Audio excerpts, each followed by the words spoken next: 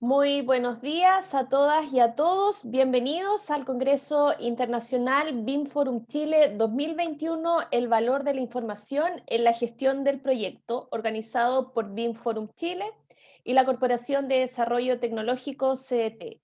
Saludamos a todos los asistentes, en especial a los socios BIM Forum Chile. Esperamos que se encuentren muy bien el día de hoy. Antes de iniciar este bloque, saludamos a los auspiciadores que hacen posible este congreso. Nos referimos a BIM Studio, Empresas Congrap, Microgeo, CEGS Siga, Easy Venta Empresas, Volcán, Graphisoft, así también de Hexagon, AEC Chief, Autodesk, Del Porte Ingenieros y Fanalosa. Un saludo especial entonces a todos los patrocinadores de este congreso. Sin más preámbulos, damos inicio al Salón 1 del bloque de investigación y tecnología con 3 presentaciones.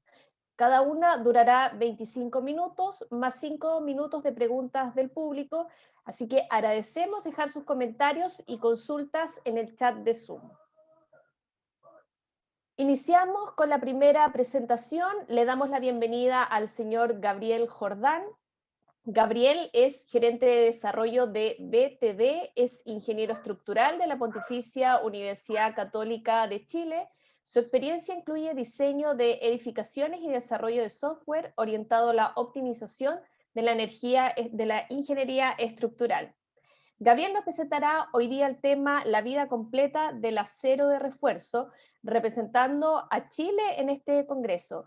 Gabriel, entonces eres bienvenido y libre de compartir pantalla y poder presentar.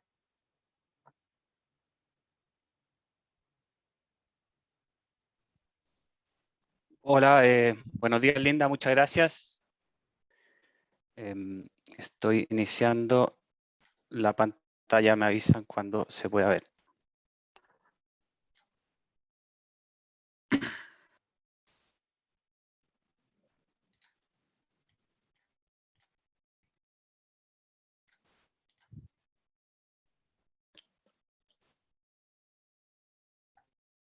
Linda, ¿estamos ok? Sí, Gabriel, se ve su presentación. Perfecto. Bueno, como bien comentaban recién, el nombre de nuestra presentación es La vida completa del acero de refuerzo. Me imagino que la mayoría aquí deben saber lo que es una barra de refuerzo, pero para los que no, son las barras de acero que se incorporan dentro de los elementos de hormigón en las construcciones de hormigón armado, como la que se ve en la imagen, y estas son las que dan resistencia a tracción a este material. Bueno, mi nombre es Gabriel Jordán, soy gerente de desarrollo de BTD. BTD es una empresa que ofrece servicios BIM y nace del Departamento de Investigación y Desarrollo de la empresa de ingeniería Sperer Ingenieros. Sperer es una empresa de ingeniería estructural que tiene más de 30 años de presencia en Chile, y durante los últimos 5 años el trabajo del Departamento de Desarrollo ha estado orientado a la optimización y automatización de softwares como es Revit, AutoCAD y otros. Y también en lo que es la implementación de la metodología BIM y estandarización y renovación de procesos dentro de estas dos compañías. Hace tiempo atrás, la empresa Sperer nos encarga a BTD el proyecto de incluir todas las barras de refuerzo dentro de un modelo BIM. Y esta presentación es el resultado de ese estudio. Una nomenclatura adicional a lo que es la barra de refuerzo, que en la jerga de la ingeniería estructural se conoce también como armadura, barras o fierros, y podemos usar esos conceptos durante la presentación. Dentro del temario de la presentación hablaremos un poco sobre los objetivos, ¿cierto? La estructuración de los edificios chilenos, y directamente lo que es el ciclo de vida de la barra de refuerzo, desde el tema 3 al 6, parte por el análisis y diseño estructural, donde un ingeniero crea lo que es la barra, luego nosotros la modelamos en BIM a través de softwares, por último se documenta esta información, se generan planos, y por último fabricación y conclusiones. ¿Ya? Y finalmente mostraremos un ejemplo de un proyecto piloto que el día de hoy se está trabajando nuestra empresa en conjunto con algunas constructoras chilenas. En esta imagen podemos ver un modelo BIM ya con toda la armadura de acero incluida en el modelo. Se pueden ver las barras de colores dependiendo del diámetro, y los objetivos principales de esta presentación fueron incluir todas las barras de refuerzo en el modelo y dar al ingeniero todas las herramientas posibles para lograrlo de una manera eficiente. De esta forma podemos nosotros sacar el máximo provecho al modelo con toda la información contenida en este y completar así el ciclo de vida de la barra. Algunas de las limitaciones es que todos los software que hemos realizado y desarrollado están enfocados principalmente a edificios habitacionales de hormigón armado y enfocados en la realidad chilena de la ingeniería estructural. La estructuración en base a muros de corte. Bueno, en los primeros años de la historia de Chile, la mampostería de adobe fue la principal tipo de construcción y esto luego evolucionó a mampostería de ladrillo y finalmente al hormigón armado, que hoy en día es el material habitual para la edificación de edificios residenciales de gran altura. Y son los que serán el objetivo de esta presentación. Debido a que el adobe y el ladrillo requerían gran cantidad de muros para tener estructuras rígidas, y como estos tuvieron buena respuesta frente a los terremotos, es que hoy en día los edificios chilenos mantienen este mismo tipo de estructuración. Como se puede ver en esta imagen hay una planta de un edificio representativo y tiene gran cantidad de muros. Esto genera que en una elevación hayan múltiples muros y una gran cantidad de barras a detallar, lo que en su momento fue el primer gran problema. En esta otra imagen podemos ver la representación de una elevación en un edificio típico en una zona de alta demanda sísmica en Chile. Se pueden observar las barras de refuerzo representadas por líneas, y tanto verticales como horizontales, y además se pueden identificar dos tipos de zonas de armadura. En esta imagen podemos representar la zona identificada como armadura de borde de un muro, que es la que está presente en sus extremos, y en segunda instancia la que viene siendo la armadura de mallas, que es la que se presenta por todo el perímetro de una armadura. La elevación, la armadura de borde está representada, valga la redundancia, en los bordes del muro, y las mallas se representan directamente por textos y líneas que indican de dónde a dónde están incorporadas. Importante destacar aquí que indudablemente modelar cada uno de estos fierros nos causaría un dolor de cabeza si es que no lo hacemos de forma automatizada. Y otro punto importante es que esta tendencia hacia la estructuración de muros de corte en edificios no es tan común en otros países del mundo, y es por eso que los software BIM, la mayoría no ofrecen herramientas adecuadas para modelar este tipo de estructuras, de este tipo de barras, principalmente lo que son las barras de borde. Bueno, el flujo de trabajo de un proyecto normal en nuestra oficina parte principalmente por la información de arquitectura, que es un dato de entrada. Luego se realiza el análisis estructural a través de un software comercial. En segunda etapa pasa por un diseño de los elementos, diseño de las barras, en que un ingeniero de nuestra oficina, a través del software SPEC, que es un software desarrollado por nosotros, diseña cada una de las barras que posteriormente serán modeladas en el modelo BIM. En segunda etapa, nosotros en BIM, a través de Revit y a través de sus herramientas de la API, hemos generado un montón de herramientas que nos permiten incorporar las barras previamente diseñadas a este modelo, y por último, para poder obtener el entregable final, que serán los planos, cubicaciones y cubicaciones para fabricación. Dentro de la etapa principal, ¿cierto? Lo primero que conversamos, bien, se hace el análisis estructural. Esto se hace un modelo de análisis a través de un software comercial típico, donde se incluye la normativa chilena, todas sus cargas sísmicas como estáticas, y el resultado de esto es una base de datos que se utiliza como input para el software de diseño que hemos desarrollado nosotros, que en este caso es el software SPEC. SPEC es un software de diseño estructural propio y está muy fuertemente orientado a muros, como es la realidad chilena hoy en día de los edificios. Este software incluye toda la normativa chilena, criterios propios de nuestra oficina. Llevamos aproximadamente unos 8 años desarrollándolo, y a través de la lectura de base de datos que viene desde ETABS o algún software de diseño estructural, se genera toda la información para que en este software el ingeniero pueda ir diseñando cada una de las barras dentro de los muros. En este video les mostramos cómo el ingeniero puede ir realizando el diseño de cada muro de la estructura.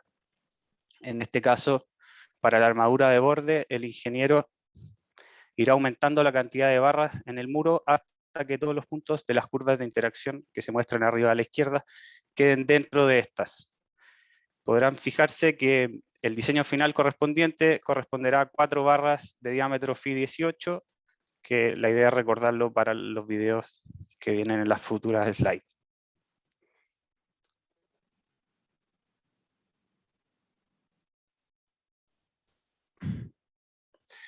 Bueno, una vez finalizado el diseño estructural en el software spec, se inicia un proceso de modelado de barras de refuerzo en Revit, que es nuestro software BIM. Esto es extremadamente lento si es que solo se trabaja con las herramientas nativas del software, y para enfrentar este problema hemos desarrollado un plugin con un conjunto de herramientas que hacen que el proceso sea simple y automático. Este plugin hemos desarrollado en el lenguaje programático C#. La clase principal que se ha usado para el desarrollo es la clase River Container, y se han desarrollado una serie de herramientas para modelar las barras dentro de muros, vigas, losas y fundaciones y cualquier otro tipo de elemento presente hoy día en las edificaciones chilenas. Este software está integrado directamente con el software spec, que es el input, entrega el input de los datos, y como resultado final tenemos todas las barras modeladas y se generan los outputs que vienen siendo los planos, ubicaciones y otros entregables. A modo de recuerdo, en muros entonces teníamos dos tipos de barras: las barras que están incorporadas en el elemento de borde y las barras que son tipo barras de malla. En el siguiente video les mostraremos, el modelado de las barras del elemento de borde. El ingeniero selecciona el muro en cuestión, luego hace clic en un borde inferior y superior del muro y en el borde que se quiere modelar, y el programa automáticamente incorpora las barras que se habían diseñado previamente en el software spec. Lo mismo para el costado derecho, se selecciona arriba, abajo y el borde derecho. Posteriormente, para modelar lo que son las barras de confinamiento, se debe seleccionar las barras que se desean confinar e indicar de qué punto a qué punto se desea confinar. Y se genera esta ventana donde el ingeniero incluye qué tipo de barras, diámetros debe incorporar en esta modelación. Y aquí se presenta la vista 3D de cada una de las barras que se acaba de modelar.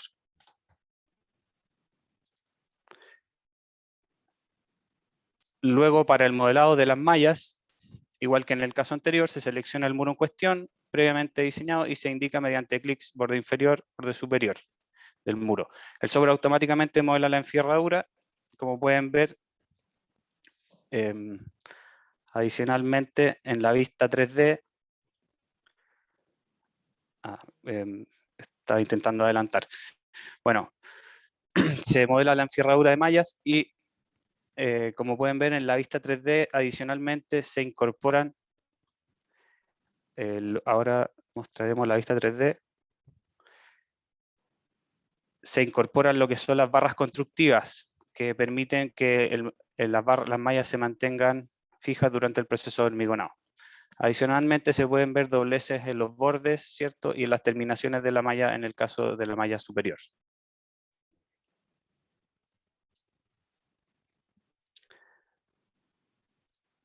En vigas, las barras se ingresan de una forma levemente diferente a través de ventanas de input.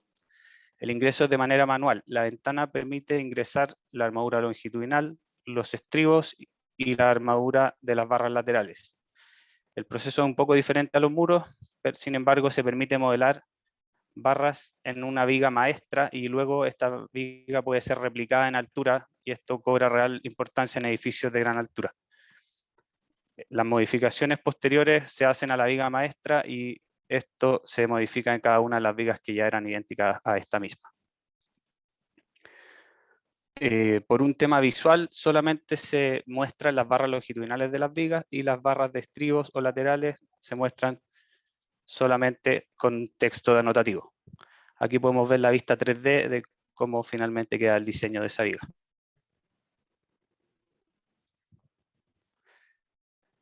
Pasando ahora a fundaciones, el diseño de las barras de refuerzo se realiza directamente en Revit, considerando la tensión máxima admisible del suelo y la geometría de la fundación.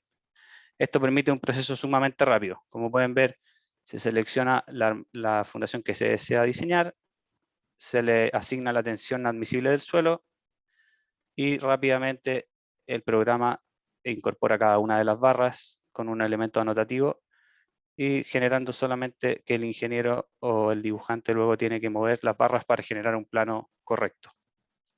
Ahí se puede ver la vista 3D del diseño realmente realizado.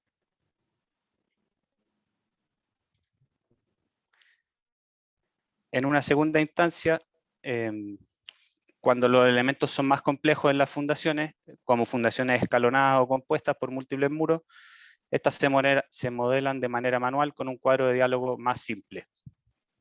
Esto ya que no es posible identificar y diseñar de manera automática. Sin embargo, el proceso es sumamente rápido y automatizado.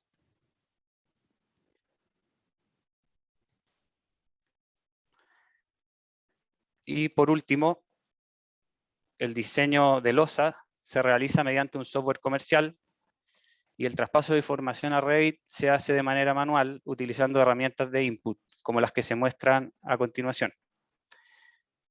Se deberá seleccionar la forma de la barra que se desea modelar, luego se indicará su posición mediante clics en el mismo modelo. Por ejemplo, se selecciona la barra recta, se hace un clic superior, inferior, izquierda y derecha, y el programa automáticamente indica mediante un elemento anotativo las barras y se modelan automáticamente. Ahora se presenta una vista 3D de las barras recientemente modeladas.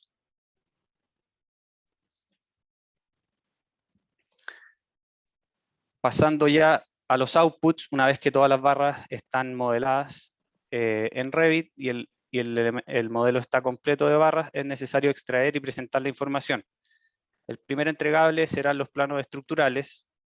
En segunda instancia pueden ser detalles 3D, cubicaciones para presupuesto y cubicaciones para fabricación. Para las elevaciones, todas las armaduras de los elementos de borde se etiquetan individualmente y esto se hace en el exterior del edificio para tener más espacio y no perder el tiempo ordenando textos de anotación sobre el plano en sí mismo. Esto lo hemos denominado eje por fuera y nos permite un avance mucho más rápido y una presentación mucho más ordenada de la información.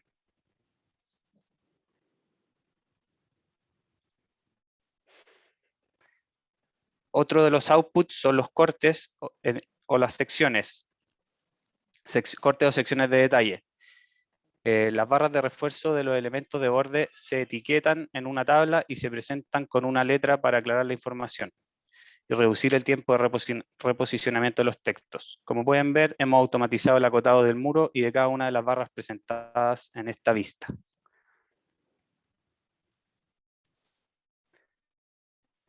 La cubicación se realiza mediante herramientas que exportan la información de las barras a un archivo Excel.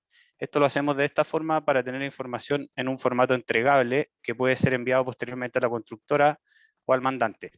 Este archivo es la base de la programación que se enviará posteriormente a una planta de corte y doblado. El archivo incluye un resumen en la primera hoja y luego un resumen para cada categoría de elementos presentes en una edificación de hormigón armado. Y en esta imagen vemos el mismo archivo de ubicación en su formato Excel. Por último, ya con todas las barras de refuerzo en el modelo, la vista 3D de todo el edificio puede no ser muy útil y dependerá de la contraparte en obra. En nuestra experiencia es mucho más valioso presentar vistas 3D de sectores complejos donde el ingeniero considera que existe riesgo de malentendido o mala interpretación de planos. O en caso de que la constructora solicite adicionalmente una vista en especial. Bueno, y en base a todo lo anterior, BTD hoy ofrece el servicio de corte y doblado de enferradura, que consiste en la generación de pedidos de material a partir de un modelo BIM y de acuerdo a la planificación de la obra de un proyecto determinado. De la ubicación extraída en formato Excel se generarán dos archivos para enviar a la planta de corte y doblado. Ambos se crean automáticamente por una aplicación. Un archivo será en un formato programático y solamente entendido por la máquina que corta y dobla los fierros, y otro archivo para el usuario que servirá para revisión. Dentro de las ventajas de este proceso, se tiene que el modelado de las barras implica una revisión de planos adicional y por lo tanto detección de errores. Y por otro lado, se acelera el proceso de fabricación, ya que reemplaza un proceso habitual de lectura y ubicación de planos por un ingreso directamente a la máquina a través de un archivo que contiene toda la información del modelo BIM. El primer archivo es el formato, la imagen de la izquierda, y es el formato que se puede colocar directamente en la máquina de corte y doblado en el taller. Y el segundo archivo de la derecha tiene la misma información, pero en un formato legible por el usuario. Este se utiliza para verificar la producción del proveedor de acero y asegurarse que todas las barras de refuerzo solicitadas se hayan entregado en el sitio de la construcción. Ambos archivos se envían ahora junto con una vista en planta que muestra todos los elementos incluidos en cada pedido. Luego, en la construcción, el producto final es entregado ahora mediante paquetes de barra del mismo diámetro, longitud y forma, y etiquetado con toda la información necesaria para poder identificarlos y posicionarlos en los elementos correspondientes. Para un correcto uso y planificación de los pedidos, debe existir una comunicación constante entre nosotros, el proveedor de acero y la inspección técnica de la obra. Se considera adicionalmente y se modelan las barras constructivas como patas de losa y reparticiones de losa, y BTD tendrá presencia en obra con el objetivo de planificar y verificar el correcto uso de la información entregada. Dentro de las ventajas observamos que existe una disminución importante en los requerimientos de información, debido a que la documentación presentada tiene una capa adicional de revisión. En obra se generarán además mayor disponibilidad de espacios, ya que se disminuyen las zonas de acopio de barras, y por otro lado, las barras hechas a máquina generan un producto estandarizado y por consiguiente la mejora en la calidad de la construcción. Por último, una mejora en la productividad, ya que se está industrializando y tercerizando los procesos.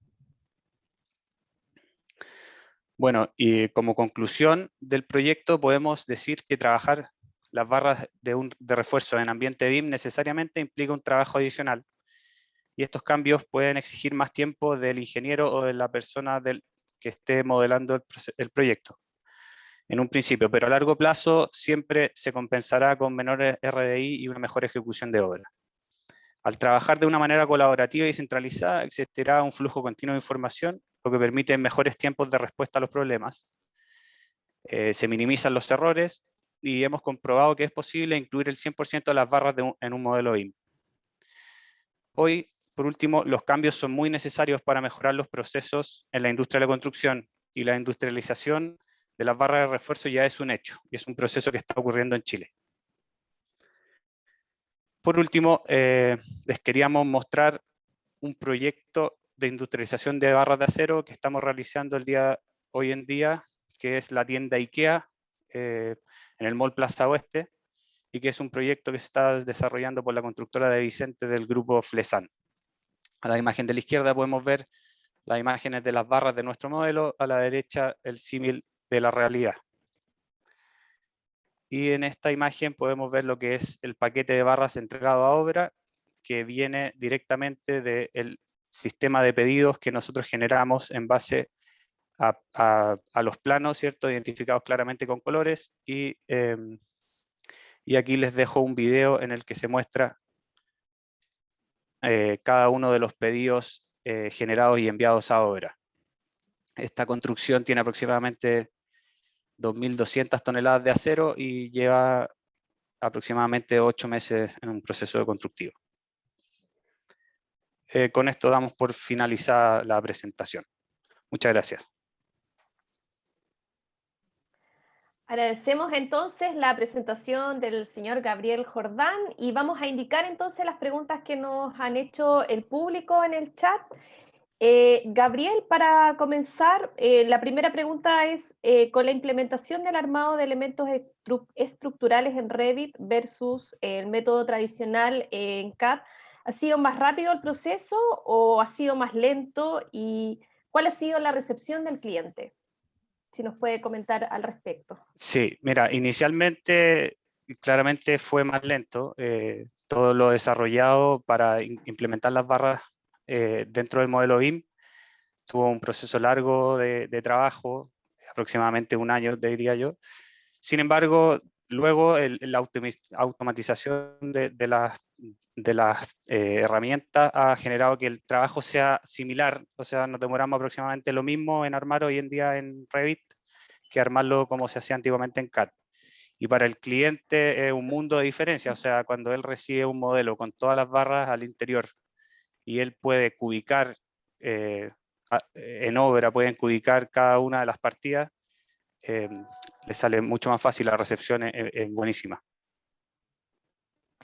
Y Gabriel, ¿qué desarrollos tienen pensado para el futuro? Hoy día queremos enfocarnos un poco más en la parte de la obra, en la construcción, y estamos pensando generar curvas de material, ¿cierto? De ingreso del material a obra, curvas de rendimiento, sacar un poco lo que son las pérdidas de material, y etcétera. Enfocarnos mucho a la construcción más que nada. Perfecto. Queremos agradecer nuevamente al señor Gabriel Jordán por su participación en este Congreso Internacional. Les recordamos que todos los trabajos presentados son parte del compendio del Congreso que será publicado el día viernes. Para la siguiente presentación le damos la bienvenida al señor Enrique Sánchez y al señor Fernando Valderrama. Enrique Sánchez Acosta es doctor en tecnologías de la información aplicadas, experto en inteligencia artificial, ha realizado Alfil, un potente motor de ajedrez, y es especialista en comunicación bidireccional con modelos BIM 3D. Por su parte, Fernando Valderrama es arquitecto, se ha dedicado al desarrollo de programas de gestión de costes y tiempos, a la difusión y a la docencia de la informática para la construcción desde los inicios de la informática profesional. Ambos expertos nos presentarán BIM, nuestro pequeño Big Data de la digitalización a la informatización, ambos representando a España en este Congreso Internacional. Enrique y Fernando, entonces, sean ustedes muy bienvenidos y ya pueden compartir pantalla y poder presentar. Gracias. Muchas gracias, Linda. Saludos a todos. Espero que tengamos un buen sonido, por lo menos. Y voy a compartir yo la pantalla inicialmente y después tal vez lo pasemos a Enrique. Vamos a ver si ¿están viendo mi pantalla? Con la pantalla inicial de la presentación. Sí, creo que se ve correctamente. Muy bien, pues como decía, saludos de nuevo. Yo soy Fernando Valderrama y ahora entrará después Enrique. Lo primero, pues agradecer su invitación a participar y espero que les resulte interesante. A mí me resulta muy interesante la presentación anterior de Gabriel porque es realmente práctica, muy concreta. Solo les sugiero que si llevan a IKEA las armaduras se las dejen desmontadas y las monten ellos, que es lo que tenemos que hacer nosotros con sus muebles. Pero bueno, más allá de esto. Enrique y yo representamos como dos puntos de vista distintos, trabajamos juntos, pero yo pues tengo muchos años y eso me lleva a haber visto muchas propuestas alrededor de la inteligencia artificial que no han llegado a cuajar porque tal vez empezaron demasiado pronto. El pionero, en este caso, en el mundo de la arquitectura, el pionero reconocido es Christopher Alexander.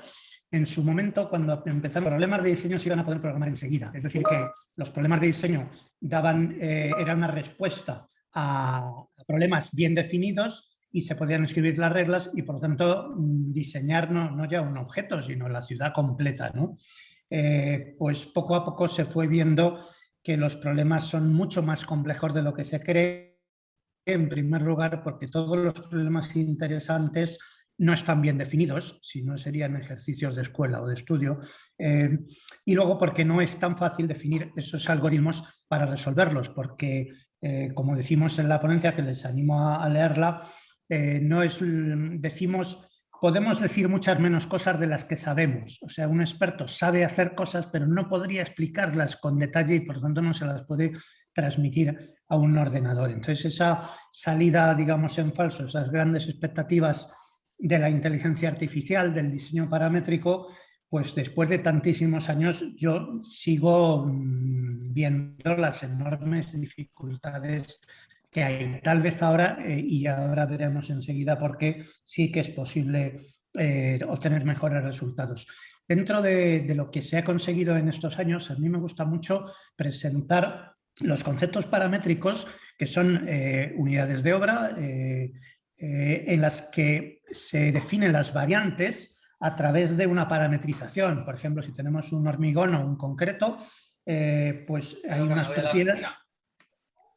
propiedades en las que podemos caracterizarlo, por ejemplo, la resistencia, la consistencia, el tamaño de árido, y si escribimos unas reglas sintácticas, de esas reglas se pueden derivar pues los análisis de precios unitarios diferentes, los textos diferentes, incluso las herramientas de control de calidad propias, ¿no? Pues me gusta mucho comentar ese tema porque no es un tema menor en el sentido de paramétrica. Cuando uno usa una combinación paramétrica, el sistema te dice qué combinaciones no existen o no son válidas porque una determinada consistencia, en este ejemplo, pues no admite a partir de una cierta resistencia, por lo que sea, es decir, nos dice soluciones válidas, soluciones inválidas, y nos da un árbol de combinatoria que nunca podríamos haber hecho manualmente. Así que es un diseño paramétrico real, aunque genere algo tan sencillo como análisis de precios unitarios. Estos ejemplos que pongo son el primero de 1975 y el que está superpuesto de Ibiscal, que es un programa en 1985, que luego el único país donde se han seguido desarrollando yo creo que es España, y tenemos una experiencia realmente muy, muy buena, ¿no? Si buscamos un tema más amplio, más interesante, como el diseño automático de plantas de arquitectura, pues incluso buscando en internet aparece de las primeras una experiencia Fernando, de Joaquín Canivel. Perdón que lo interrumpa, pero podría poner control L para que se pueda extender su pantalla. ¿Sí? ¿Así? Ya está control L. Sí, ahí se ve mejor. Gracias.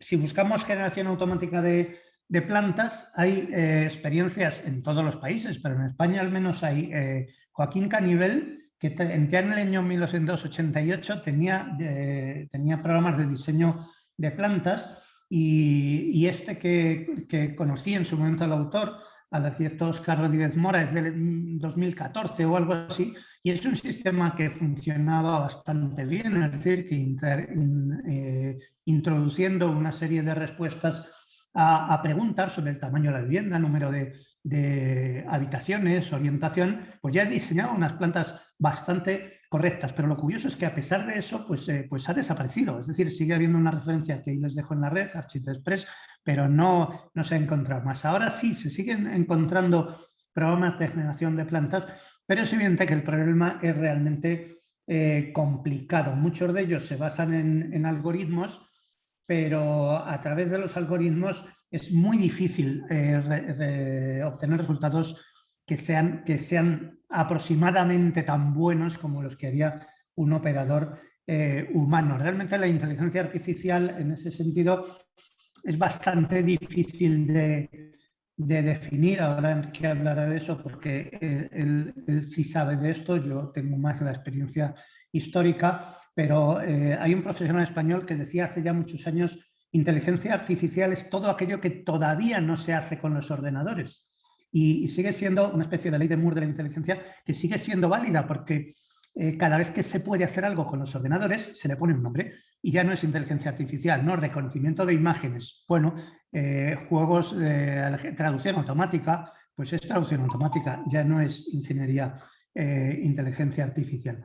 Bien, en el caso de los algoritmos, pues tal vez una definición de la inteligencia artificial es que si alguien es capaz de entender los algoritmos, detrás de algo no es inteligencia artificial, ¿no? Realmente lo es cuando hay un mecanismo que no ha sido programado específicamente por alguien, como pasa con muchas experiencias de lo que ahora se llaman algoritmos, que lo que ahora se llaman algoritmos no es más que los programas de toda la vida, y de otras aplicaciones que son estadística un poco sofisticada, ¿no? Regresiones y algo así. Hay una parte muy, muy bonita de desarrollos paramétricos, que en la ponencia les dejo algunas referencias, que tienen que ver con la generación de arquitecturas a través de algoritmos que tratan de emular, digamos, los criterios de diseño de determinados autores.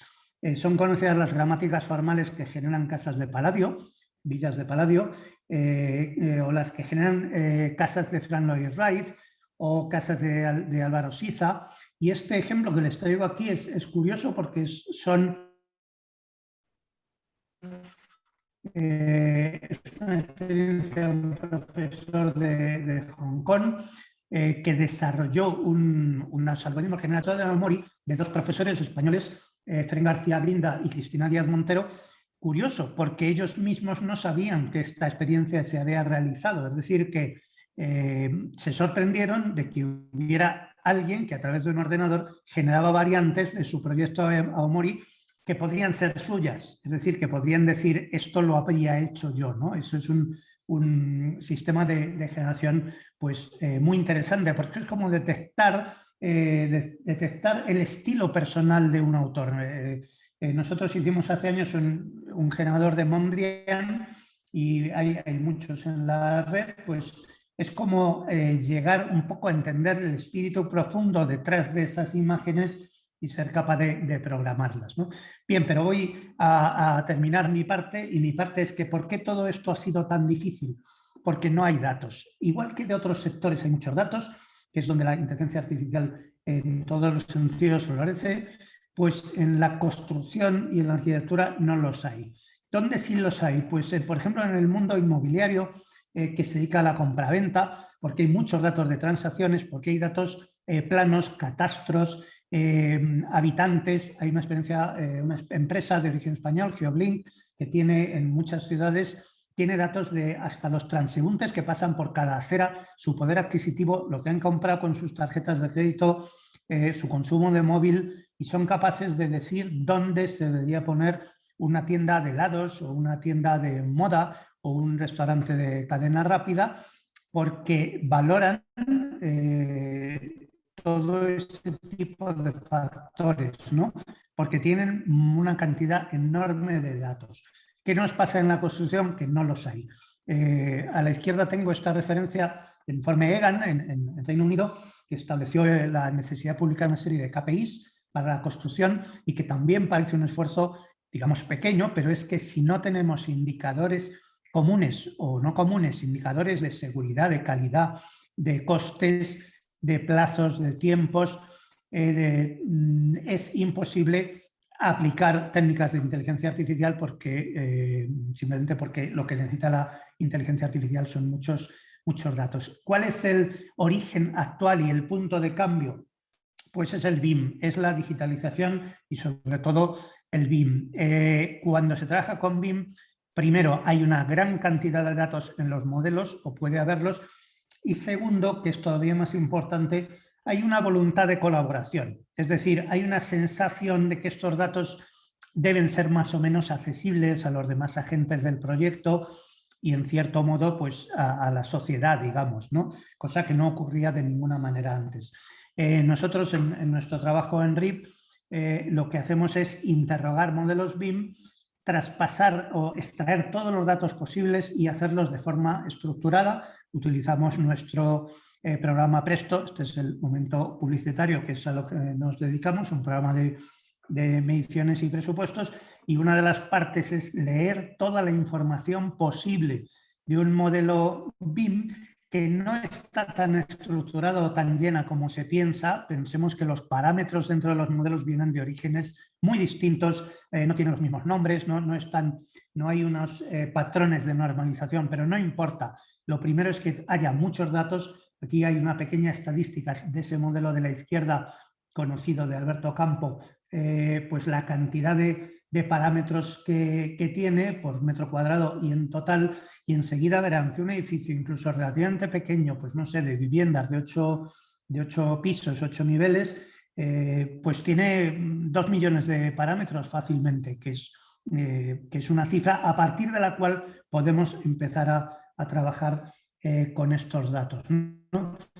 Bien, yo le voy a hacer ahora ya el paso a Enrique, dejándoles esta pantalla de lo que nosotros llamamos nuestro pequeño Big Data, es el título de la presentación, que es la enorme cantidad de datos que en los modelos BIM y que podemos extraer y trabajar sobre ellos.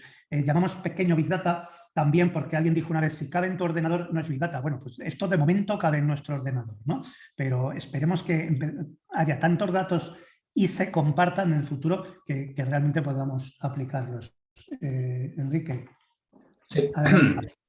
Hola, buenas. Sí, tal como ha comentado Fernando, pues la aplicación de tecnologías de inteligencia artificial al mundo BIM es algo que requiere una gran cantidad de datos, ¿no? No solo cuando estos datos son relativos a la geometría del modelo, sino además, como dice Fernando, a los parámetros y a todos los elementos que forman el BIM. Pero aparte de esto, tenemos otra serie de datos que no están dentro del modelo, que serían las relaciones que tenemos de estos elementos con otros modelos o con elementos externos, como pueden ser bases de precios, familias en otros modelos vinculados, clasificaciones estándares, materiales, etcétera, ¿no? Cosas que también forman parte de todo ese conglomerado de información necesaria para generar inteligencia artificial.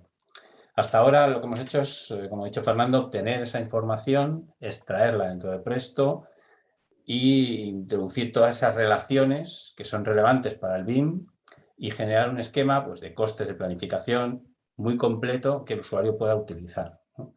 Esto ahorra gran cantidad de esfuerzo a la hora de introducir estos datos, pero claro, no cabe duda que hace falta otra vuelta de tuerca más, ¿no?, para ahorrar más esfuerzo a través de técnicas de inteligencia artificial que generen automatismos, ¿no?, para generar estas relaciones entre los elementos del modelo que, digamos, ya están diseñados y ya están implementados con los elementos externos, como pueden ser bases de precios o diferentes formas de planificación, o también podría ser búsqueda de errores, optimizaciones dentro del proyecto, etcétera. Para este último paso, no nos basta con esa información extraída, ¿no? Necesitamos esa gran cantidad de datos, ¿no?, para generar las máquinas de aprendizaje, ¿vale? Por ejemplo, esta otra diapositiva es un estudio que se realizó hace unos años generando una máquina inteligente o un machine learning que trataba de clasificar los elementos en función bueno, pues de su geometría y de algunos parámetros. Geometría, pues como puede ser, pues, una tabla y 4 patas, pues es una mesa, ¿no? Esas geometrías podrían generar incluso una familia determinada, clasificar un modelo y, ¿por qué no?, ponerle una clasificación estándar y un precio, por ejemplo, ¿no? Además de esa información geométrica, pues tenemos también información de materiales, etcétera, ¿no? ¿Cómo se puede hacer este tipo de inteligencia artificial? Bueno, pues nosotros estamos trabajando con 3 aproximaciones diferentes y cada una tiene un modelo o una presentación distinta, ¿vale?, dentro de la inteligencia artificial. Por ejemplo, la primera de ellos es un aprendizaje supervisado, ¿no?, lo que nosotros conocemos por lo que hace un experto, ¿no? Por ejemplo, un experto nos podría decir qué parámetros de un modelo son los necesarios para determinar que un elemento es una silla. Por ejemplo, en el slide anterior, ¿no?, pues en qué elementos o qué parámetros, tanto geométricos como paramétricos dentro de cualquier modelo, tanto IFC como de Revit, cuáles son los necesarios para determinar que eso es una silla. Vale, eso es lo que conocemos hasta ahora de las máquinas de inteligencia artificial, de las redes neuronales de aprendizaje supervisado. Esto tiene su problemática porque los expertos no siempre dan la información correcta. Es decir, siempre ha habido muchos casos a lo largo de la historia, por ejemplo, hubo uno muy conocido de una destilería de whisky, ¿no? Que trataron de hacer una inteligencia artificial para cambiar a una persona que se iba a jubilar, que manejaba unos mandos que ponía o no unos componentes dentro de la destilería para sacar un whisky determinado. Después de hacer muchas pruebas, muchos ingenieros, etcétera, trabajando en ello, terminaron ese proceso y vieron que el whisky que salía no era de buena calidad. Algo pasaba, algo no se había hecho bien. Preguntaron al experto, el experto les dijo que le había dicho todo, pero eso seguía sin funcionar. ¿Qué ocurría? Pues después recordó que a veces le daba un poco más, un poco menos, dependiendo de si la época del mes era muy seca, si había habido muchas lluvias, eso no estaba dentro de esa supervisión del experto. Y eso puede pasar en este tipo de máquina de aprendizaje. Para eso, digamos que existen otro tipo de máquinas de aprendizaje que también será seguramente lo que más funcione dentro del mundo BIM, que son los aprendizajes no supervisados. Esto es como un niño aprende generalmente a cualquier cosa. Por ejemplo, un niño va por la calle y su padre le dice, mira un perro. Un perro es un elemento que tiene 4 patas, tiene pelo, tiene una boca, tiene cola, perfecto. Ve un gato y dice, eso es un perro. Pues su padre le dice, no, no, es un gato. Entonces, él analiza esos parámetros de nuevo, reestructura la máquina y dice, vale, ya sé distinguir un perro de un gato. Es diferente. Ve una cabra y su padre le dice, no, no, es una cabra, no es un perro. Vale, pues esto sería, acoplado al mundo BIM, algo muy parecido. Si queremos generar códigos de montaje, por ejemplo, para diferentes elementos dentro de un modelo, necesitamos generar esos elementos en base a unos parámetros, tener esa información de feedback, digamos, de los usuarios que nos indican en qué hemos acertado y en qué no, volver a regenerar esa máquina, digamos, semanalmente con esa nueva información y volver a dar unos resultados cada vez mejores. Algo parecido es en lo que trabaja Google. Seguramente ustedes habrán visto los CAPTCHA, en los que tienen que elegir qué es un semáforo y qué no es un semáforo. Esa información es la que vuelve a generar la máquina y que nos permitirá en un futuro generar y añadir información y relaciones dentro de los elementos de un modelo BIM. Existe otro tercer enfoque, digamos, de la inteligencia artificial en el que también se está trabajando ya en el mundo BIM y a través de todo este conglomerado de Big Data o de gran información, que es reforzado, es un aprendizaje reforzado, es decir, donde no hay ningún experto, no hay ningún usuario que nos diga esa información. Esos elementos se verán en un futuro, seguramente en arquitectura, cuando sepamos decirle qué es lo que queremos finalmente, es decir, cómo queremos un determinado edificio, qué características queremos. La máquina de inteligencia artificial empezará a generar el edificio, verá que eso se aproxima a los resultados que nosotros queremos y se retroalimentará con esa información para volverse a generar automáticamente hasta conseguir una máquina capaz de dar ese resultado final, ¿no? Es como un aprendizaje de un niño cuando está aprendiendo a caminar, que nadie le dice si está caminando bien o no está caminando bien. Él sabe que tiene que ponerse de pie y caminar de pie cada vez que se cae, tiene que volverse a levantar y corregir aquello que está haciendo mal. Por último, esta pantalla que estamos viendo pues es un ejemplo del Machine Learning de Microsoft, donde ahora mismo podemos ver toda la potencia y el gasto en recursos que están haciendo las grandes empresas tecnológicas para proporcionarnos a nosotros y a todo el que quiere realizar máquinas e integrar inteligencia artificial dentro de su sector, en nuestro caso el BIM, para dar ese soporte de recursos y de herramientas que necesitamos para generar esa potencia. Aún así, toda esta información que necesitamos, la gran cantidad de datos que hace falta introducir y todo eso, tiene que partir de nosotros. Digamos que todas estas empresas, como Microsoft, Google, Amazon, etcétera, nos proporcionan herramientas que nos facilitarán en un futuro llegar a integrar la nueva tecnología que queremos aplicar al BIM. Y yo creo que con eso, no sé si Fernando quiere aclarar un poco más sobre el tema.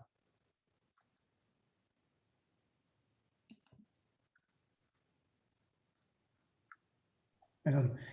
Yo creo que hemos dejado abiertas muchas posibilidades y me gustaría comentar, que también lo tenías tú por ahí, Enrique, cosas que se podrían hacer con el mundo BIM a partir de los datos que hay, ¿no?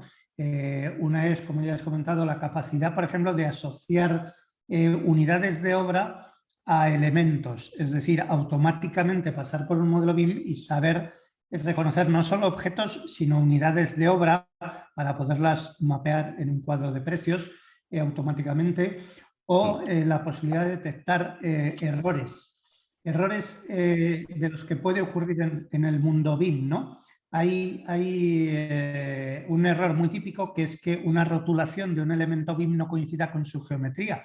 Es decir, que ponga pues, elemento de ducha de 70 centímetros rotulado en el nombre y, sin embargo, el elemento físico mide 80. Esto es un error que puede ocurrir perfectamente, no es nada raro, el BIM no lo impide.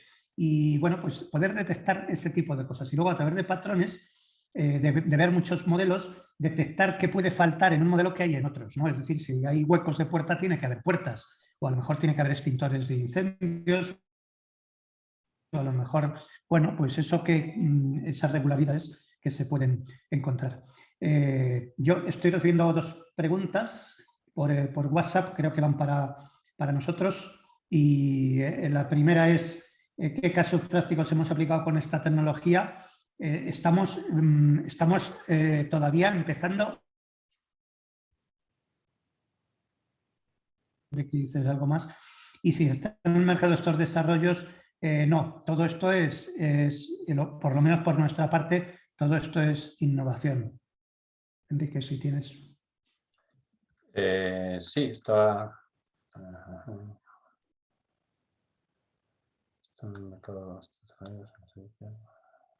Bien, en principio estamos, digamos, barajando estas diferentes alternativas o aproximaciones de enfoque para utilizarlo e investigando sobre ello. Se han hecho dentro, digamos, de nuestra gran empresa de RIB, se han hecho diferentes aproximaciones que están ahora mismo tanto en investigación como en pruebas, pero como algo definitivo para el mercado aún no está funcionando.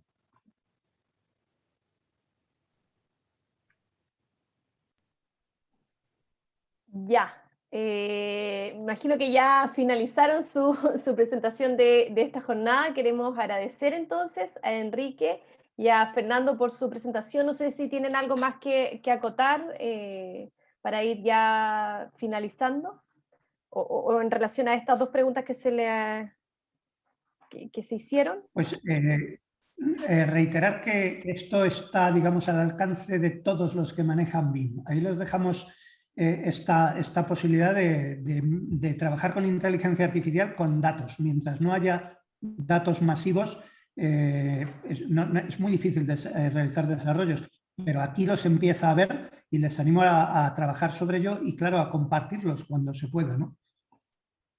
Perfecto. Entonces, nuevamente, Enrique. No, nada más. Perfecto. Es importante Entonces, compartir esa información. Nuevamente, entonces, queremos agradecer la presentación de Fernando y de Enrique en este congreso, así que continuamos con lo que nos queda, con la última presentación del salón de hoy, así que le damos la bienvenida a Pablo Galeana Rebolledo. Pablo es arquitecto de la Escuela Técnica Superior de Arquitectura de Sevilla, con magíster en Innovación y Gestión de Proyectos en BIM. Trabaja como Area Manager of Digital Construction, Data Management and Innovation en Ferrovial Construcción. Pablo nos va a presentar el tema digitalización del control de calidad y sus beneficios, representando a Chile en este congreso. Pablo, entonces, eres bienvenido y libre para poder compartir tu pantalla y presentar. Bueno, Buenas tardes a todos. Un gusto participar en otro evento que organiza BIMforum Chile. La verdad que estamos encantados de que la propuesta que hemos hecho pueda ser de interés. Y bueno, lo primero que quería comentar es que a pesar de que escuchen mi acento español, y aparezca la bandera chilena, yo trabajo como comentaba, como manager de área de construcción digital y gestión de datos, pero directamente en Ferrovial Construcción Chile.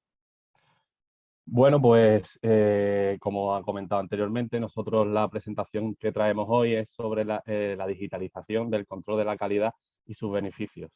Al hilo de la temática que se planteaba en este congreso, que era el valor de la información en la gestión de proyectos, nosotros creíamos que podía resultar interesante, pues a través de un ejemplo práctico de cómo llevamos a cabo la digitalización del control de la calidad en un proyecto que hemos desarrollado en la región metropolitana en Santiago, que es la nueva sede del Coordinador Eléctrico Nacional, podíamos intentar dar un poco de respuesta a algunos temas que aparecen en muchas de las exposiciones que hemos visto en este congreso y en otros congresos, como suele ser eso que hemos escuchado muchas veces de el BIM es una nueva metodología, o también hemos escuchado muchas veces frases como los tres pilares de la implementación de BIM son los procesos, las herramientas y las personas, y sobre todo, y al hilo también de, como comentaba anteriormente, de la temática de este congreso, pues el valor que tiene la información para la gestión de proyectos. Entonces, queremos hacer un recorrido a lo largo de este proyecto en concreto y explicar un poquito estos temas. La presentación para ello la hemos estructurado de la siguiente forma. En primer lugar, haremos una introducción para que entendáis un poco más o menos la envergadura del proyecto, para que entendáis el alcance que tiene. Luego hablaremos un poco también sobre la implementación de BIM en este proyecto en concreto, pues cuáles eran los requerimientos del cliente y qué solución aportamos nosotros como Ferrovial Construcción para este proyecto. Evidentemente hablaremos también sobre qué herramientas hemos utilizado tanto para el modelado como para la captura de información directamente en terreno, que es lo que nos permite realizar adecuadamente el control de calidad, la digitalización del control de calidad. Y por último, pues haremos como un englobe de cuál fue el planteamiento inicial que nos hicimos del flujo de trabajo para posteriormente obtener los resultados y os mostraremos los resultados que obtuvimos de este proceso de digitalización. Bueno, pues si os parece bien, pues voy a empezar un poco con la introducción para que entendáis en qué consiste este proyecto. Pues este proyecto se trata de un edificio de oficinas y un data center. Aproximadamente tiene pues una superficie total edificada de unos 20.500 metros cuadrados y se trataba de, como he comentado anteriormente, un data center que contamos aquí y un edificio de oficinas, y ambos tenían pues fechas o plazos contractuales diferentes. En el caso del data center pues contábamos con 330 días, mientras que en el caso del edificio de oficinas pues contábamos con 513 días. Para que entendamos un poquito más en concreto las diferencias entre cada una de estas edificaciones, pues en el caso del edificio de oficinas pues contábamos con 5 niveles sobre la cota cero y un par de niveles subterráneos, en los que generalmente pues lo que había eran plazas de aparcamiento y albergábamos instalaciones.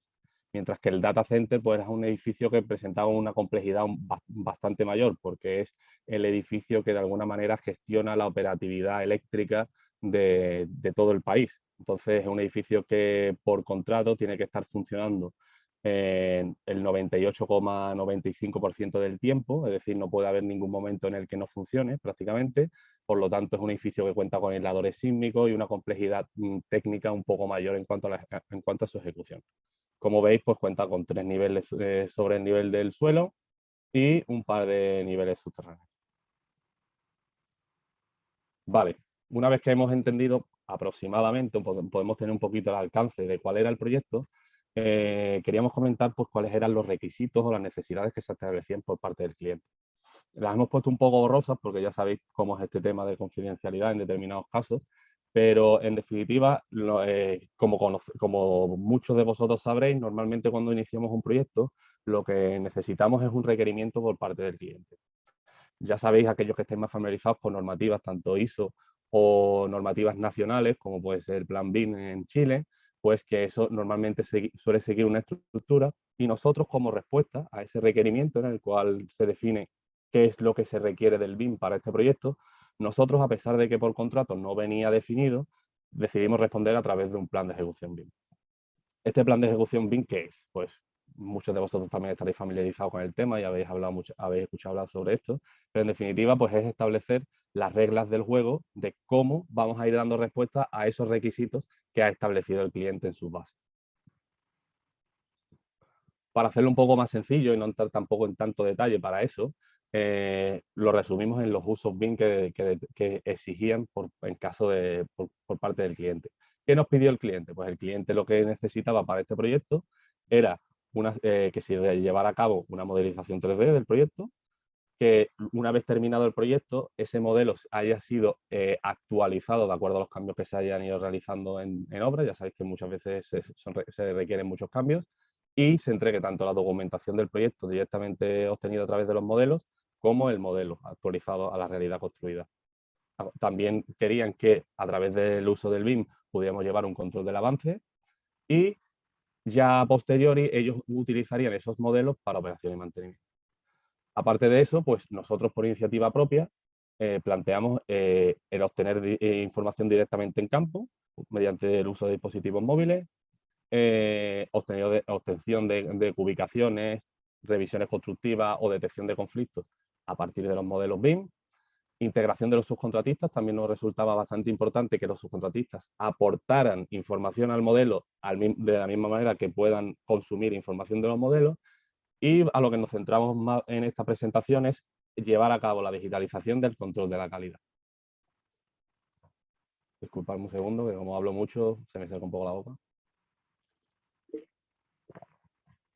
Vale, pues a continuación, ahí más o menos, con esos primeros puntos lo que queríamos era explicar eso, en plan, cómo sabemos que hay una nueva metodología de trabajo, cómo lo requiere el cliente, cómo nosotros damos respuesta a través de un documento formal en el que se explica todo cómo se va a ejecutar, y eso es, de alguna manera, podemos entender una pequeña explicación de en qué puede consistir esta nueva metodología, que ya debe estar documentada.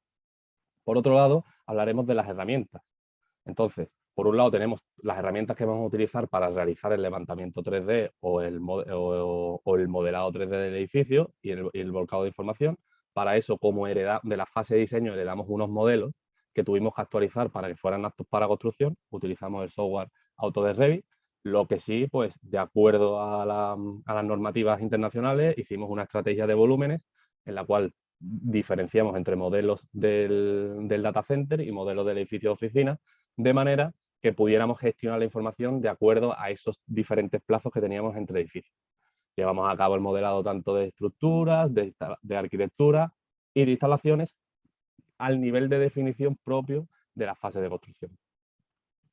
Y a continuación, pues como queríamos llevar a cabo el control de calidad, lo que hicimos es analizar qué herramientas existían en el mercado que pudieran servirnos para llevar a cabo este control de calidad. Entonces, como sabéis, Ferrovial Construcción es una empresa multinacional, no solo tiene sede en Chile, sino que tiene sede en numerosos países. Pues de alguna manera hicimos como un mapa de software, que es lo que llamamos nosotros, que recopilamos qué posibilidades teníamos entre distintas herramientas y cuáles se podían adaptar a esta necesidad que teníamos nosotros. De todas esas, definitivamente lo que hicimos fue, cogimos dos, que creíamos que eran las que más se adaptaban, y hicimos una lista de los requerimientos y de las funcionalidades que requeríamos para este proyecto. Y a partir de ahí las puntuamos. En este caso cogimos Daluxfield, que fue la que ganó, y no queremos nombrar la otra casa de software para evitar el agravio comparativo. Esto de todas maneras fue unas necesidades que teníamos nosotros propias para este proyecto. Entre las funcionalidades que destacamos, que nosotros le damos más importancia, pues es la experiencia del usuario, la experiencia del usuario a la hora del uso de la aplicación. ¿Por qué? Porque siempre decimos que las herramientas no tienen las personas no deben adaptarse a las herramientas, sino que las herramientas deben adaptarse a las personas. Entonces, cuanto más sencillo sea el uso de la aplicación, más fácil va a ser la adaptación a aquellas personas que no estén tan familiarizadas con la tecnología. Pues ese es uno de los puntos que nosotros remarcamos. Luego, la posibilidad de personalización, que es decir, como comentaba, que se adapte la herramienta a la empresa y no la empresa a la herramienta. Y luego algo que también tenía mucho valor es el acceso a la API. ¿Por qué acceso a la API? Porque toda la información que estemos volcando sobre esta aplicación no solo quede en la aplicación, sino que nosotros podamos gestionarla y extraerla como nosotros nos interesa. Reglón seguido de esto, ¿cuál es? Pues como hemos comentado anteriormente, esa experiencia de usuario tenemos que formar al equipo. ¿Y cómo formamos al equipo? Pues, en primer lugar, lo que se hace es una formación general directamente con el proveedor del software, de manera que nos explican las posibles funcionalidades que tiene la herramienta, y una vez configurada y ya preparada para lo que vamos a realizar, se tiene una formación más específica con la gente del equipo, de manera que se adapte todo el equipo a cómo vamos a trabajar. Otros puntos que también queríamos destacar de estas herramientas que nosotros íbamos buscando, y es la posibilidad de agrupar usuarios. ¿Por qué? Porque íbamos a tener usuarios de distintas fuentes. Por ejemplo, íbamos a tener al cliente, íbamos a tener a distintos subcontratistas y de manera que podíamos otorgar permisos diferentes. Para eso también se establecen los diferentes flujos de trabajo. Es decir, el cliente pertenecerá a determinados flujos de trabajo, mientras que el trabajo interno que hagamos dentro de Ferrovial tendrá otro flujo de trabajo. Y por último, pues eso, la posibilidad de personalizar los formularios o las plantillas que fuéramos a utilizar. Vale, una vez planteado eso, lo que tenemos es como una constelación de posibilidades. Entonces, si tenemos una herramienta que nos permite captar la información en terreno, tenemos un software de modelado, ¿cómo lo conectamos todo, no? Entonces, aquí cuando surge el planteamiento o el decir, vamos a generar un flujo de trabajo. Entonces, partimos de esa herramienta de modelado, de la cual vamos a extraer la información de lo que hemos realizado, y esa herramienta de modelado lo que hará será alimentar el software, a la herramienta que vamos a utilizar en terreno para capturar información. Desde ahí pues, podrán visualizar planos, visualizar el modelo 3D y aparte complementar los distintos formularios que fuéramos creando y asociarla a los objetos. ¿Cuál es el siguiente paso? El siguiente paso sería extraer esa información que hemos implementado en ese software para poder volcarla de nuevo sobre la fuente nativa, de manera que la información se encuentre vinculada también con la fuente nativa. ¿Para eso qué utilizamos? Utilizamos herramientas de automatización, porque si tuviéramos que hacerlo manualmente sería muy tedioso, y utilizamos un software de programación visual para que esa información vuelque de nuevo al modelo. De esa manera tenemos un núcleo de generación de información. ¿Qué es lo que hacemos a partir de ahí? Pues a partir de ahí generamos una base de datos que nos permita extraer toda la información de esos controles de calidad o protocolos de calidad, y por otro lado creamos una herramienta que para aquellas personas que no están tan familiarizadas con software que pueden ser ligeramente, que pueden ser complejos en determinadas ocasiones, como puede ser Revit o Dalux en este caso, generamos plataformas mucho más sencillas. En este caso utilizamos Power BI, que sirviera tanto de consulta como de gestión. Y ahora veremos un poco el resultado de todo este flujo. ¿Cuál es el primer paso? Configurar la herramienta. Pues esto es una visión de cómo configuramos la herramienta. Así es como se visualizaría un protocolo de control de hormigonado.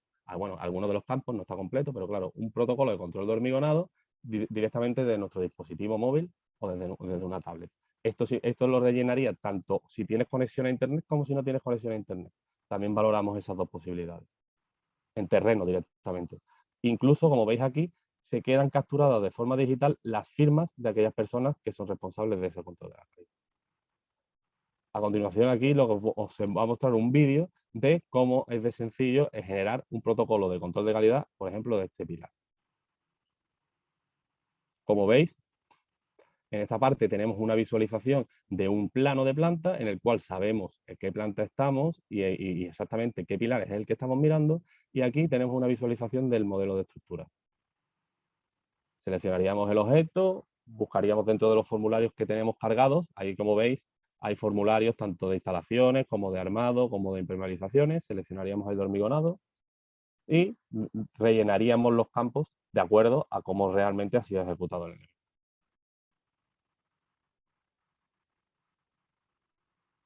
Vale, siguiente paso, como si recordamos el flujo, ¿cuál era el siguiente paso? Extraer y estructurar esa información de manera a través de la consulta de la API. Nosotros vimos qué información se está complementando en esos documentos y extraímos aquello que nos interesaba realmente. ¿Qué extraímos? Pues extraemos el nivel en el que se está generando el protocolo, por ejemplo, el área o el área en la que se está, o el sector en el que se está rellenando dicho documento, la subárea, el número del protocolo, el plano de referencia, en definitiva, quién ha sido responsable de cada una de esas actividades, y la extraemos y la estructuramos como nos interesa. Una vez estructurada, ¿qué obtenemos? Pues lo que anteriormente era un protocolo que rellenábamos a mano, que por ejemplo, como veis, puede tener dificultad a la hora de leerse, de entender la letra, puede faltar alguna casilla que esté rellena porque los campos en el otro lado no podrás cerrar nunca un protocolo si no está complementado los campos que tú determinas. Incluso puede estar sucia, puede que el proceso de escaneado luego posterior fuera malo y no se viera bien. En este caso, lo que tenemos es una base de datos en la cual, si buscamos directamente el número del protocolo, nos aparecerá esa misma plantilla, pero digital. Vale, en este momento podéis decir, tampoco gano tanto, ¿no? Pero, sin embargo, la diferencia es que al ser todo campos digitales, nos va a permitir filtrar la información a partir de cualquiera de esos campos. Y con este concepto es con lo que se generan posteriormente los visuales de Power BI, que es lo que comentaremos a continuación. Esto es un vídeo de cómo es la búsqueda a través de la base de datos.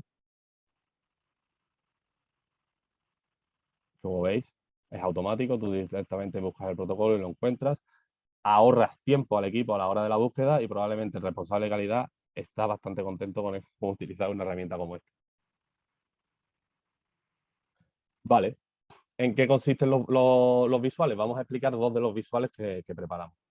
El primero que preparamos fue uno que nos permitiera gestionar la información de los protocolos, es decir, esa misma información que teníamos en la base de datos que estuviera completamente vinculada con el modelo 3D.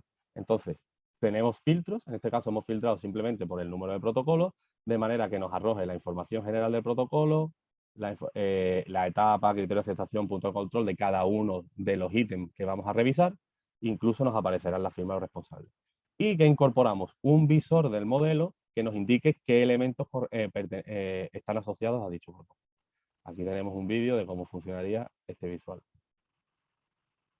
Como veis, lo único que hace es en un filtro, busca el número de protocolo, el 176, automáticamente el visor te dice qué pilares son, aquí te muestra directamente la información asociada a esos pilares y puedes verlo en relación con el resto del modelo.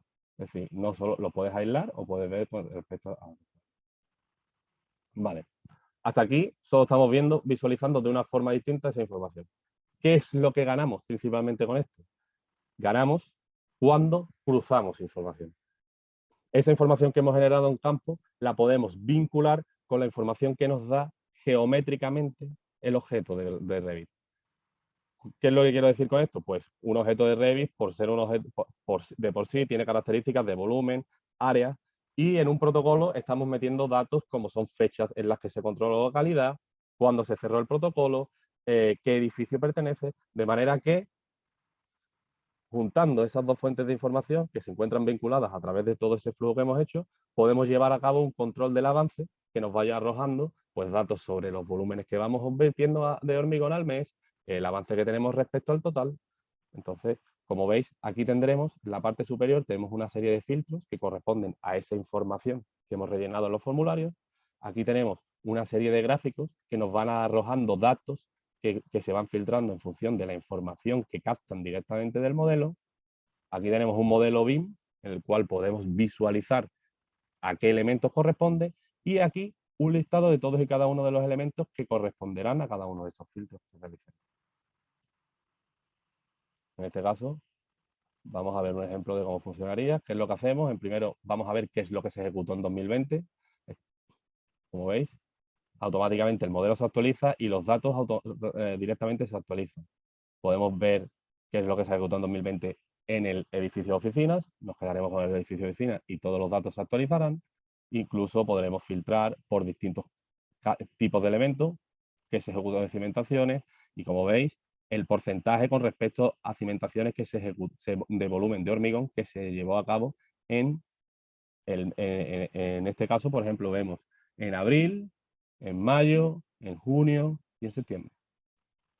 Y aquí el listado de elementos.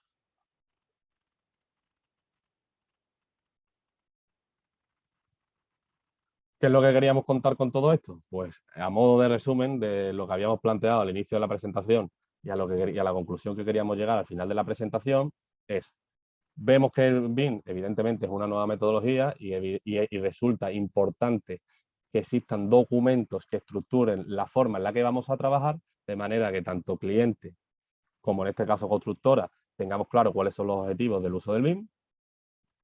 ¿Por qué son importantes? ¿Cuáles son los 3 pilares de la metodología BIM? Los procesos, evidentemente tenemos que plantearnos cuál va a ser el flujo para obtener el resultado. ¿Qué herramientas? Evidentemente hay que reflexionar sobre qué herramientas se adaptan a las necesidades que tenemos para el proyecto. Y las personas, puesto que si tenemos herramientas y procesos, pero las personas no están capacitadas para utilizar eso, no es posible. Y evidentemente, pues el lema de este congreso y es la importancia que tiene una gestión adecuada de esa información que estamos generando en terreno. De manera que un procedimiento que antes de manera manual no nos aportaba información transversal a otros departamentos dentro de la obra, ahora nos está arrojando unos informes que pueden permitirnos gestionar la obra de una forma más eficiente. Simplemente por el hecho de plantear una nueva metodología y un nuevo proceso de generar esa información. Y hasta aquí mi presentación. No sé si me he extendido mucho, si me he quedado corto. Si de todas maneras cualquier duda estoy encantado de contestarla. No, Pablo, está perfecto con el tiempo.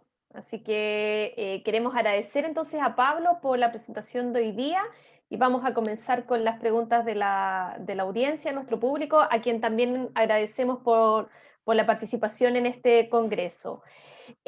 Pablo, la primera pregunta es, ¿cuál ha sido la recepción de las personas de la organización con este cambio tecnológico? Así nos Pues puede... la verdad que han sido bastante proactivos con el tema, porque al principio en la obra arrancó haciendo los protocolos a mano, porque habéis visto que algunos de los protocolos estaban a mano, pero desde el momento en el que les mostramos que ellos podían firmar en terreno y que quedaba completamente registrado quién firmaba y en qué fecha, les pareció bastante adecuado porque de alguna manera siempre tenían un repositorio de esa información y un control de fechas de cuándo realmente ha sido rellenado eso, porque lo que rellenábamos a mano, pues podíamos hacer la trampa, pero esta herramienta te arroja un dato sobre exactamente quién y cuándo rellenó eso, porque como estamos entrando con un usuario en concreto a la plataforma, se sabe qué usuario y en qué momento realizó los cambios. Entonces eso al cliente y sobre todo a las inspecciones técnicas les da un mayor control de que eso se está ejecutando como a ellos les interesa. Perfecto. ¿Y qué nuevos roles se han creado en la organización para poder implementar los cambios digitales y los de BIM? A ver, nosotros como organización ferrovial lo que pasa es que tenemos un departamento central, que es el Departamento de Construcción Digital y Gestión de Datos, que se encuentra en España, que es el encargado de establecer o estandarizar la forma de proceder en las distintas geografías de todo el mundo.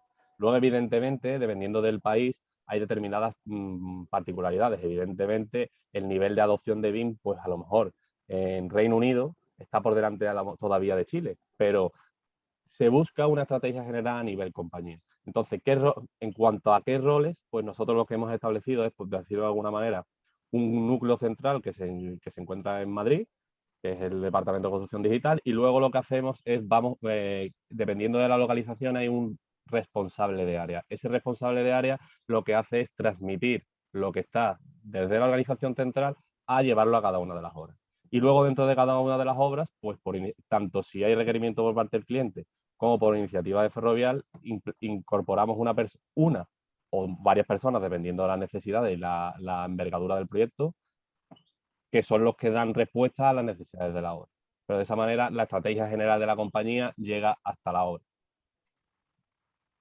Gracias, Pablo. Otra pregunta que tenemos de nuestro público es, ¿se ve reflejado el nivel de inversión en estas tecnologías en la rentabilidad del proyecto o ese número se puede revisar al final del proyecto? A ver, el tema de la rentabilidad de este tipo de herramientas es siempre un quebradero de cabeza, porque es como qué KPI le podemos colocar a eso para que nos arroje el tiempo que ahorra, por ejemplo, una persona de calidad en encontrar un protocolo. Siempre es complicado establecerlo porque no lo vamos a saber con certeza.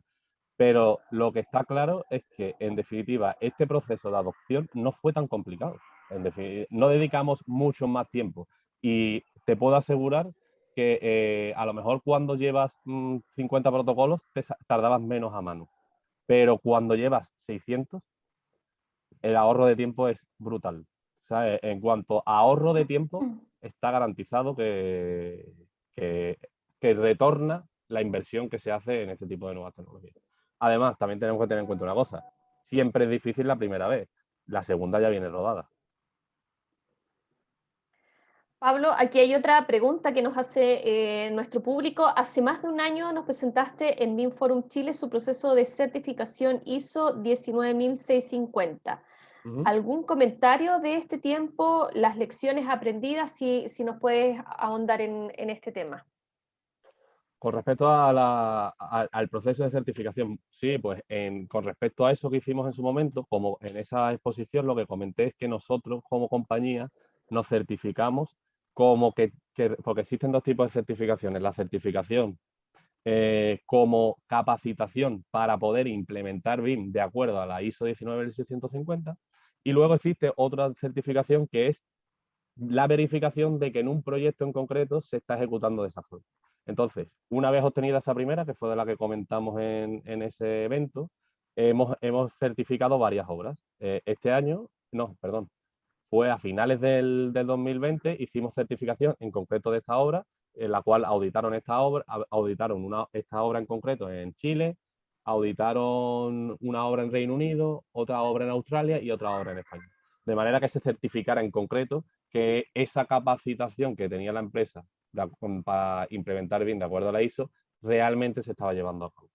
Entonces, ese es el siguiente paso que hemos dado de acuerdo a la certificación ISO 19650. Muy bien, entonces nuevamente queremos agradecer la participación de Pablo en este congreso y de esta forma finalizamos el bloque de hoy. Nos vemos en el siguiente bloque, así que muchas gracias y muy buenos días.